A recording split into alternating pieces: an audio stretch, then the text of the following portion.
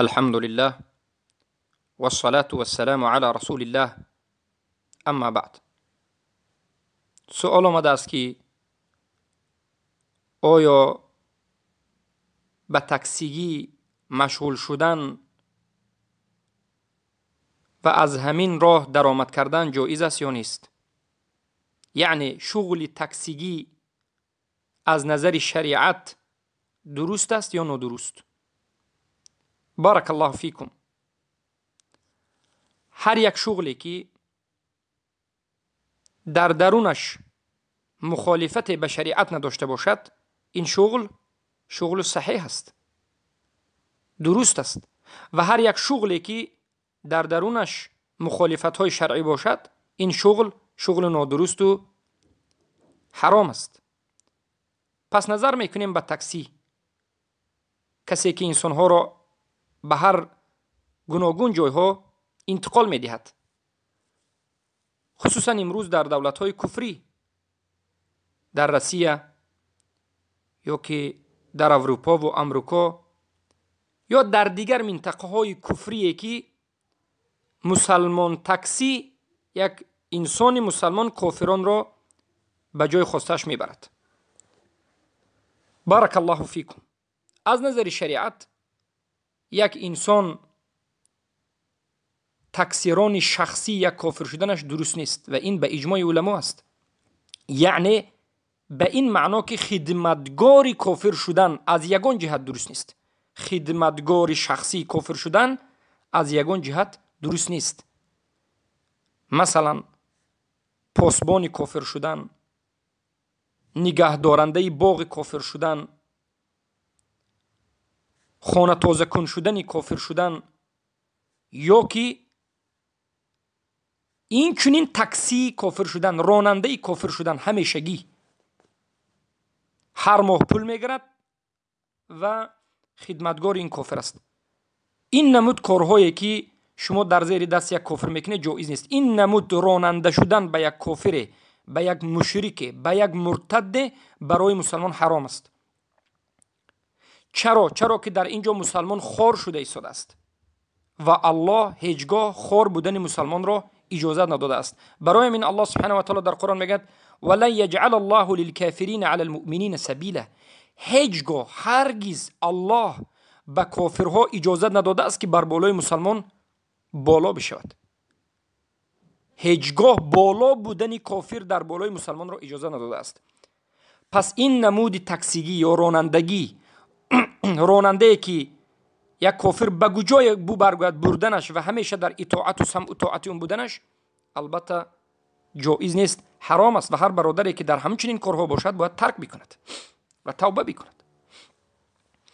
دومین نمود تاکسیگی آزاد، تاکسی هایی که آزاد است، خودش میبراید به این برنامه هایی که امروز در تلفن هست، یاندکس است یا این است یا اون است، میبراید یک انسان را این طرف و اون طرف میکشاند.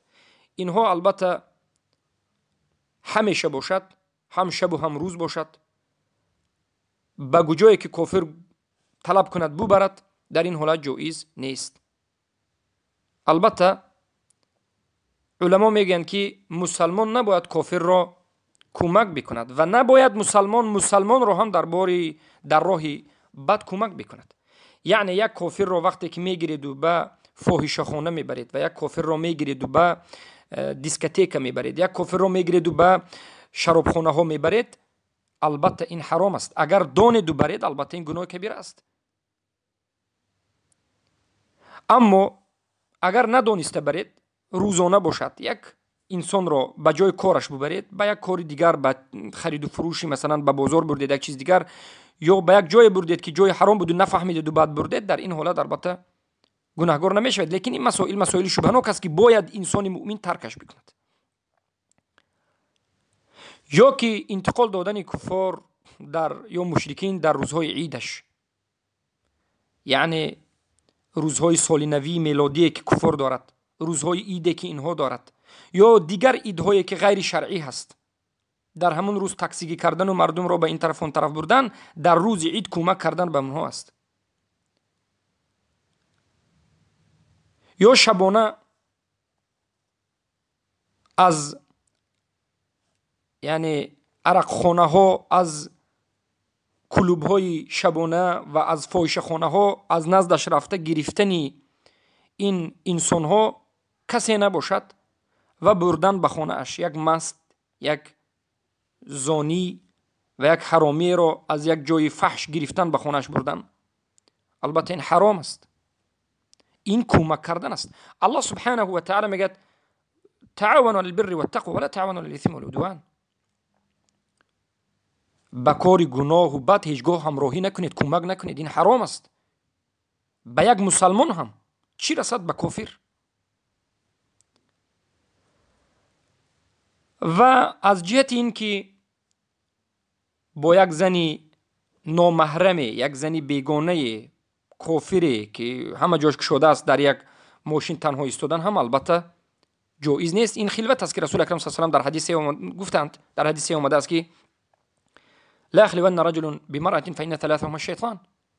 مرد با زن در تنهایی نیستد، سومینش این چی است؟ شیطان است. اما از علمای کبار گفتند اگر در دولت‌های کفری کسی تکسیگی بکند، روزانه کند، مثلا معمولا بعد از ساعت 6-7 که همه به کار میروند، در وقتی به کار بردن تا بیگاه، شبانه وقتی که فحش و فاحشه خانه ها به کار میدارد نکند، فقط روزانه کند. در روزهای عید کفار تکسیگی نکند، در غیر روزها بکند. اگر زن تنها باشد در عقب ماشین بنشیند، در عقب ماشین بنشیند و البته که سخنهای بیجان نگوید و موسیقی به خاطر این نگذارد که البته حرام است و غیره و غیره به پیشش نشاند، در این حالت البته اجازه دادند. اما وقتی که به حدیث صحیح رسول اکرم صلی الله علیه و سلم می‌نگریم، در ماشین نشستن با یک زن هم این که این خلوت است، البته درست نیست، اما من باب ضرورت بعضی‌ها اجازه دادند.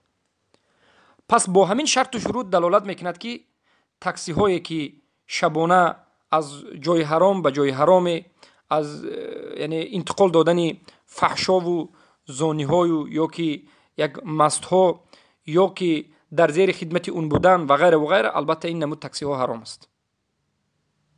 بارک الله فیکم و حیاکم الله بیاکم.